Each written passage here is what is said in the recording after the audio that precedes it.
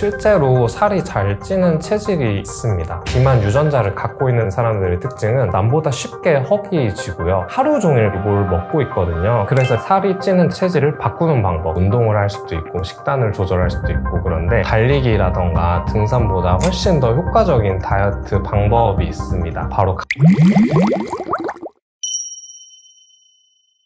요즘 특히 여름이 되니까 다이어트에 관심이 많으시죠. 그런데 다이어트와 더불어서 특히 요즘은 운동하시는 분들이 정말 많은 것 같아요. 뭐 달리기를 하기도 하고 테니스를 치기도 하고 골프를 치기도 하고 뭐 여러 가지 운동을 한 가지씩은 하고 계시는 것 같습니다. 내가 운동을 해서 살을 빼야겠다고 생각하시는 분들이 굉장히 많으신 것 같은데, 사실 살을 빼는 것만 놓고 봤을 때는 다이어트를 할 때 중요한 거는 식단이거든요. 식단이랑 운동이 어떻게 더 중요하냐고 물어본다고 하면 식단이 9, 운동이 1의 비율로 9대 1로 식단이 거의 대부분을 차지한다고 생각하시면 됩니다. 실제로 살이 잘 찌는 체질이 있습니다. 이런 사람들이 흔히 내가 조금만 먹어도 살이 찐 것 같고 부은 것 같다라고 말씀하시고, 이런 걸 주위에 얘기하면 그냥 너가 많이 먹어서 그런 거야 이런 얘기를 듣곤 하는데, 예전에는 그런 식으로 받아들여졌는데 요즘은 연구를 하다 보니까 실제로 이렇게 살이 잘 찌는 비만 유전자를 갖고 있는 사람들이 따로 있다는 것으로 밝혀졌거든요. 이런 비만 유전자, 그러니까 살이 잘 찌는 체질을 가진 사람들의 특징은 남보다 쉽게 허기지고요. 또 포만감을 잘 느끼지 못합니다. 이렇게 똑같은 음식을 먹었을 때 이거를 대사하는 능력도 현저하게 떨어지게 되거든요. 쉽게 표현하면 먹는 거는 잘 먹는데 쓰는 거를 잘 못한다는 거죠. 이거는 성격적으로 뭐 게으르다거나 아니면 의지력이 없다 이런 뜻으로 얘기하는 게 아니라, 실제로 몸 자체가 음식을 먹었을 때 이걸 자꾸 쓰지 않고 저장하려는 경향이 있다라는 것입니다. 그래서 이런 비만 유전자, 그러니까 살이 잘 찌는 체질이 있는지에 대해 연구를 하기 위해서 일란성 쌍둥이를 대상으로 연구를 많이 해왔거든요. 그래서 예전부터 지금까지 이런 쌍둥이에 대한 연구들이 굉장히 많은데, 비교적 최근인 2022년도에 미국 워싱턴 주립대학교에서 70쌍의 일란성 쌍둥이를 대상으로 조사를 했습니다. 그런데 이 쌍둥이들을 조사를 해보니까 평상시 생활 습관, 활동력, 운동 여부에 따라서 체중뿐만 아니라 다른 것들까지 현저히 차이가 난다는 게 밝혀졌거든요. 평상시에 어느 정도로 활동을 하는지, 걸어 다니는지, 운동을 하는지, 아니면 엘리베이터만 타고 뭐 대중교통만 타고 이런다든지, 이런 생활 환경에 따라서 비만도에서는 당연히 차이를 보였고요. 또 운동을 많이 하고 활동을 많이 한 쌍둥이는 그렇지 않은 쌍둥이, 그러니까 많이 먹고 덜 움직이는 쌍둥이에 비해서 체중도 적고, 또 당뇨라던가 고지혈증에 나아가서 시간이 지났을 때는 심혈관 질환이나 뇌졸중 발병 위험에서도 차이가 난다는 게 밝혀졌습니다. 그러니까 살이 잘 찌는 체질이 있다라고 하더라도 나의 생활 습관을 어떻게 가져가냐에 따라서 건강의 척도가 달라질 수 있다는 것이죠. 위에 연구를 보면 나의 라이프 스타일이 비만을 유발하는 유전력을 이길 수 있다는 것이거든요. 그러니까 살이 찌는 체질을 바꾸는 방법, 이 라이프 스타일을 바꾸는 방법은 크게 3가지 정도가 있습니다. 첫 번째는 식단을 바꾸는 것인데요. 여기서 식단을 줄이는 게 아니고 바꾼다는 것이 굉장히 중요합니다. 그러니까 내가 살을 빼겠다고 해서 단순히 막 극단적으로 탄수화물을 섭취하지 않거나 아니면 매일 닭가슴살만 먹거나 이런 것들은 살을 뺄 수는 있지만 사실 건강한 측면에서 보면 바람직하지 못하거든요. 또 그렇게 다이어트를 극단적으로 했을 때 따르는 부작용들도 굉장히 많습니다. 그래서 식단을 바꾸라고 많이 표현을 하는데요. 예를 들면 내가 평상시에 백미, 흰쌀밥 같은 것들을 많이 먹었다고 하면 이런 것들을 현미나 아니면 다른 통곡류 같은 복합 탄수화물로 바꾸는 것이 좋고요. 다음으로 고기 같은 것들도 내가 삼겹살을 많이 먹는다고 하면 목살을, 등심을 먹는다고 하면 안심을, 이런 식으로 섭취하는 단백질의 종류도 바꾸는 것이 좋습니다. 다음으로는 특히 현대인들 같은 경우는 평상시에 채소 섭취가 부족하다 보니까 식이섬유가 부족한 경우가 굉장히 많거든요. 이 식이섬유를 섭취하는 이유는 우리 장내 미생물의 환경을 개선하기 위함인데, 비만 유전자를 결정하는 가장 중요한 요인, 그러니까 비만 유전자가 있어도 이게 발현이 될지 안 될지를 정하는 게 바로 장내 미생물입니다. 이런 장내 미생물 환경을 개선하기 위해서 유산균을 섭취하고 이런 것들도 굉장히 좋지만 평상시에 식이섬유가 풍부한 채소 같은 것들을 섭취하는 것이 굉장히 중요하고요. 두 번째가 운동인데요. 아까 다이어트를 할 때 이제 살을 빼기 위해서 운동을 하면 안 된다고 말씀드렸는데, 운동은 나의 체질을 바꾸는 데 있어서 더 중요합니다. 이게 어떤 말이냐면 내가 어떤 식으로 활동을 하는지에 따라서 우리 몸이 그걸 따라가려고 하거든요. 예를 들어서 비만 유전자 입장 혹은 세포의 입장에서 봤을 때 내가 매일 움직이지 않고 집에만 가만히 누워있고 어떤 뭐 활동을 특별히 하지 않는다. 이러면 이런 사람들은 기본적으로 에너지를 사용할 일이 많지 않습니다. 이게 하루 이틀이 아니라 몇 주, 수개월 이렇게 이어지다 보면 우리 몸은 자동적으로 에너지를 쓸 일이 없으니까 그냥 먹으면 좀 저장을 해놔야겠네 라고 인식을 하게 되거든요. 그렇게 생활 습관이 굳어져서 점점 살이 더 찌는 체질로 바뀌게 되는 겁니다. 그런데 운동을 하게 되면 그 자체로 칼로리를 소모하는 것도 의미가 있긴 하지만 그것보다는 운동을 꾸준히 함으로써 우리 몸이 에너지를 좀 많이 쓰는 타입이구나, 이걸 먹었을 때 저장을 하지 말고 바로 쓸 수 있게 준비를 해야겠다고 인식을 해요. 똑같은 음식의 양을 섭취했을 때도 운동을 하는 사람과 운동을 안 하는 사람은 지방으로 전환되는 비율이 현저하게 차이가 나거든요. 단기간에 막 엄청나게 막 운동을 많이 하고 이러라는 뜻이 아니라 적어도 일주일에 3번에서 5번 정도 꾸준하게 운동을 하는 것이 이런 몸이 에너지를 쓸 수 있는 몸 상태, 즉 살이 덜 찌는 체질로 바뀔 수 있게 도움을 굉장히 많이 줍니다. 세 번째로는 수면과 스트레스인데요. 다이어트를 할 때 잠을 잘 자는 것과 스트레스를 조절하는 것도 굉장히 중요하거든요. 기본적으로 수면이 부족하고 스트레스를 많이 받으면 이 자체로 몸이 살이 찌게 되고 또 몸을 붓게 만듭니다. 이런 것들이 장기간 이어지게 되면 비만 유전자도 촉발시키는 인자가 되거든요. 의외로 다이어트를 할 때 많이 간과되는 부분인데 평상시에 최소한 7시간에서 8시간 이상 수면을 취하는 것, 또 적어도 12시 이전에는 취침을 하는 것, 그리고 스트레스를 관리하는 것이 이런 살이 잘 찌지 않는 체질로 바뀌는데 굉장히 중요한 역할을 합니다.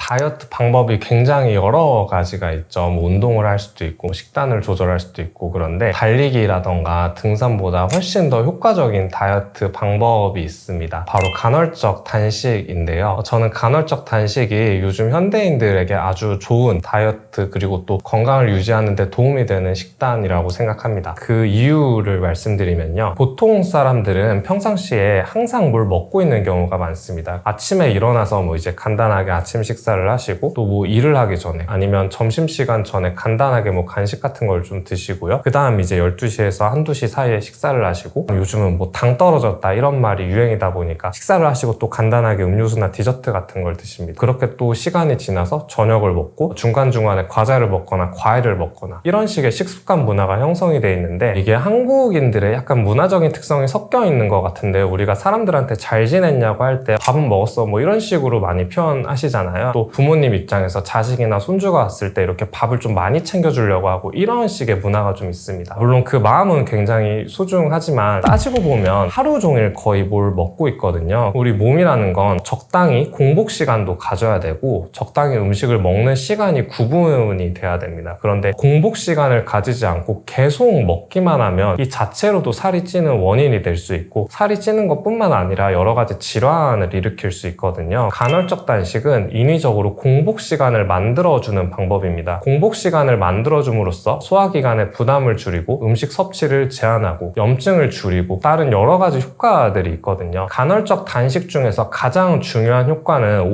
오토파지라고 하는 현상입니다. 공복 시간을 16시간 정도 가지게 되면 우리 몸에서 나타나는 현상이 있는데, 이 오토파지는 쉽게 표현하면 세포 청소라고 생각하시면 돼요. 우리 몸은 일이나 활동을 하고 나면 나머지 청소해야 될 쓰레기들이 생겨납니다. 이 쓰레기들을 제때 청소하지 못하고 쌓이게 되면 이런 것들이 염증을 유발하게 되고 암을 발생하는 요인이 되기도 하거든요. 그런데 이 오토파지는 이렇게 불필요해진 청소해야 될 쓰레기 세포들을 청소하는 역할을 합니다. 공복 시간이 없는 현대인들이 이런 오토파지 작용이 잘 일어나지 않아서 이런 만성염증이 일어나는 경우가 굉장히 많거든요. 간헐적 단식은 단순히 살을 빼는 것뿐만 아니라 염증을 줄이고 대사질환을 줄이고 심지어 암을 예방할 수 있는 식단법이기 때문에 많은 분들한테 좀 도움이 될 수 있지 않을까라는 생각을 하고 있습니다. 일단 공복 시간을 최소한 12시간 이상 가져가는 게 좋고요. 처음에 16시간까지 하는 것은 굉장히 힘들어서 한 10시간에서 12시간 정도부터 해보는 걸 권유드립니다. 처음부터 16시간을 하려고 하면 아마 며칠 못하고 힘들어서 포기하실 거거든요. 그리고 공복 시간에는 물이나 차 외에는 다른 음식을 드시면 안 됩니다. 뭐 간단한 뭐 견과류나 과일 같은 것들도 안 되거든요. 그렇게 공복 시간을 유지하는 게 중요하고, 또 식사 시간대 아무거나 막 먹어도 되냐? 이것도 아닙니다. 기본적으로 우리가 알고 있는 건강한 단백질, 충분한 수면과 스트레스 관리 같은 것들을 병행을 하면 나중에 요요가 발생할 가능성도 굉장히 줄어들게 됩니다. 몸이 너무 마르신 분들은 이걸 하면 안 됩니다. 정확히는 영양 결핍 상태에 있으신 분들은 공복 시간의 이점보다 이걸로 인해서 발생하는 몸에 해로운 점이 더 많거든요. 안 그래도 마르신 분들은 굳이 공복 시간을 많이 가져가는 간헐적 단식을 하기보다는 하루에 3끼가 아니라 4끼, 5끼 이렇게 나눠서 하루 종일 오히려 뭘 드시려고 하시는 게 더 좋고요. 그 다음으로는 성장기에 있는 청소년이나 임산부 같은 경우에도 이분들도 사실 영양결핍이 발생할 가능성이 굉장히 높은 분들이거든요. 이런 분들도 지나치게 단식을 하는 것보다는 규칙적으로 식사를 하시는 게 중요하고, 그 다음으로는 고령이신 분들, 나이가 70대가 넘어가시는 분들 같은 경우에도 이런 간헐적 단식이 몸에 무리를 불러일으킬 수 있습니다. 그래서 공복 시간을 오래 가져갔을 때 좀 어지럽다거나 피로감을 느끼거나 하실 수 있으세요. 한 70세를 기준으로 해서 나이가 넘어가시는 분들은 단식보다는 꾸준하게 식사를 하시는 걸 추천드리고요. 기타로는 혈당이나 혈압 문제가 있으신 분들도 평상시에 좀 더 규칙적인 식사를 하시는 게 좋고, 마지막으로는 많은 분들이 실수하시는 점인데, 간헐적 단식을 하고 나면 처음에 주로 이런 일들이 많이 일어나는데, 공복 시간을 길게 이렇게 처음으로 가져가다 보니까 엄청나게 배가 고프거든요. 딱 식사 시간이 됐을 때 막 폭식을 하시는 경향이 있습니다. 그런데 이렇게 하면 사실 공복 시간을 가졌던 거의 이점을 폭식이 다 깎아먹게 되거든요. 그래서 식사는 반드시 폭식을 하지 말고 좀 건강한 식단을 유지하시는 게 중요합니다. 제가 매일 먹는 좀 아침 식단에 대해서 설명을 해드리면 거의 항상 이렇게 실제로 좀 먹고 있고, 많은 분들한테 추천을 드려서 좋은 반응을 얻고 있거든요. 아까 얘기해드린 단백질, 지방, 복합탄수화물, 비타민, 미네랄 이런 요소들이 다 들어있는데, 첫 번째로 추천드리는 거는 그릭 요거트를 추천드립니다. 얘는 설탕이 들어있지 않은 무가당 제품을 드시는 게 좋고, 그릭 요거트는 일단 단백질 자체도 좀 많이 들어있고, 그 다음으로는 채소를 섭취하면서 얻을 수 있는 식이섬유, 그러니까 유산균이 풍부하게 있어요. 이런 그릭 요거트를 베이스로 해서 과일로는 베리류를 많이 추천해드리는데, 과일도 사실은 많이 먹으면 설탕처럼 당이거든요. 다른 과일들은 제가 별로 추천을 안 드리는데, 딸기나 블루베리 같은 베리류 과일들은 칼로리와 당은 적으면서 안에 들어있는 과일의 비타민, 미네랄, 항산화 성분들은 굉장히 풍부합니다. 저는 이 그릭 요거트에 블루베리 혹은 딸기를 같이 섭취하고요. 다음으로 추천해드리는 건 여기에 견과류를 드시라고 많이 말씀드려요. 지방도 탄수화물처럼 무조건 나쁜 게 아니거든요. 튀긴 음식에 들어가는 지방이랑 견과류에 들어가 있는 지방은 성분이 많이 다릅니다. 영양제로 오메가3 같은 것들 많이 챙겨 드시죠. 이런 것들이 우리 몸에 들어왔을 때 혈액순환을 촉진시키고 염증도 줄여주는 좋은 지방류거든요. 요즘은 시중에 보면 견과류를 하루에 한 봉지 먹을 수 있는 걸로 이런 식으로 포장을 해서 나오는데, 그런 것들도 과하지 않게 하루에 한 포 정도만 드시면 충분하거든요. 이런 요거트를 베이스로 해서 과일은 좀 베리류, 블루베리나 딸기, 견과류, 여기에 이제 본인 취향에 따라서 내가 요거트 같은 거는 조금 잘 안 맞는다라고 하면 두유 같은 걸로 대체할 수도 있고요. 음식이 절대적으로 정해져 있는 게 아니라 사실 대체해서 먹을 수 있는 것들은 찾아보면 얼마든지 있어서 이런 것들을 본인 선호나 아니면 취향에 맞게 해서 드시면 좋을 것 같습니다. 저는 저녁 공복 시간이 더 바람직하다고 생각을 하는데, 첫 번째로는 우리 몸이 낮에는 사실 소화 흡수를 할 수 있게 몸이 세팅이 돼 있거든요. 그러니까 음식을 낮에 먹으면 소화가 그래도 잘 됩니다. 그런데 저녁 시간에는 우리가 잠을 잘 준비, 그러니까 휴식과 이완을 하는 시간이거든요. 그런데 이때 음식을 섭취하게 되면 그 자체로 소화에 에너지를 쓰면서 수면에 방해가 됩니다. 생체 리듬적으로도 저녁 시간에 공복을 가지는 게 더 바람직하고요. 다음으로는 다이어트를 할 때 수면이 중요하다고 말씀드렸는데, 수면이 중요한 이유가 우리가 잘 때 성장 호르몬이라던가 멜라토닌 같은 호르몬들이 많이 분비되는데, 성장 호르몬이 무조건 성장에만 관여하고 이런 게 아니라 성인에 있어서는 자는 동안에도 에너지 소모를 하는 역할을 하거든요. 밤에 공복 시간을 안 가지고 음식을 섭취하게 되면 이런 호르몬들이 제때 분비되지 못하고 못하거나 아니면 에너지를 쓰는데 집중하지 못하고 음식을 소화시키는 데 에너지를 쓰게 됩니다. 그러면 살도 더 찌게 될 뿐만 아니라 그 자체로 수면에도 방해가 되거든요. 생체 리듬적으로도 저녁에 공복을 가지는 게 조금 더 좋다고 보고, 그 다음으로는 현실적인 이유도 있는데, 처음 공복을 하실 때 이게 12시간에서 16시간 공복을 하는 게 굉장히 사실 어렵거든요. 처음에 16시간씩 공복을 많이 해보라고 주위에 권유했을 때 거의 많은 분들이 실패를 많이 하시고 일주일 내에 포기하셨던 것 같아요. 그때 제가 생각했던 방법이 이제 저녁에 공복을 가지는 거였는데, 일명 12대 12 공복이라고 해서 12시간 단식을 하는 거거든요. 저녁 공복이 좋은 점이 우리가 잘 때는 사실 뭘 먹지 않습니다. 내가 하루에 8시간 정도 잔다고 가정을 하고 12시간 단식을 한다고 해볼게요. 그러면 12시에 잠이 들어서 다음날 8시에 일어난다고 하면 일단 기본적으로 8시간은 무조건 단식을 성공하게 됩니다. 근데 그러면 저녁 식사를 7시에서 8시 전까지만 마치면 되거든요. 그렇게 해서 8시 전에 식사를 마치고 나서 그 다음에 4시간만 아무것도 안 먹으면 돼요. 그러면 4시간만 참으면 사실상 12시간 단식을 성공하게 됩니다. 그리고 나서 그 다음날 일어났을 때 아까 말씀드렸던 아침 식단 같은 것들을 하는 것이거든요. 이런 식으로 방법을 가져가니까 현실적으로 좀 단식에 성공하시는 분들이 굉장히 좀 늘어났어요. 12시간 단식에 처음에 성공하고 나서 그 다음으로 이게 익숙해지면 점차 수면 시간을 늘리거나 아니면 저녁 식사를 6시 전으로 당기거나 이런 식으로 늘려가면 좋거든요. 현실적으로도 좀 저녁 공복을 가지는 게 처음 시작하시는 분들이 시작하기 굉장히 편한 점이 있습니다. 간헐적 다이어트를 할 때 식단 외에 신경 써야 되는 부분은 운동이 될 수 있고요. 운동은 다이어트를 할 때 살을 빼는 것 자체의 목적이 아니라고 말씀드린 것처럼 이게 나에게 맞는 운동, 그 다음에 적당한 강도와 빈도를 유지하는 게 굉장히 중요하거든요. 예를 들면 내가 간헐적 단식을 하고 있는데 근력 운동을 엄청나게 강하게 한다, 무게를 막 올린다, 이러면 사실 얼마 못 가서 다칠 확률이 굉장히 높아집니다. 또 반대로 너무 약한 운동을 하는 것도 사실상 운동이 안 되거든요.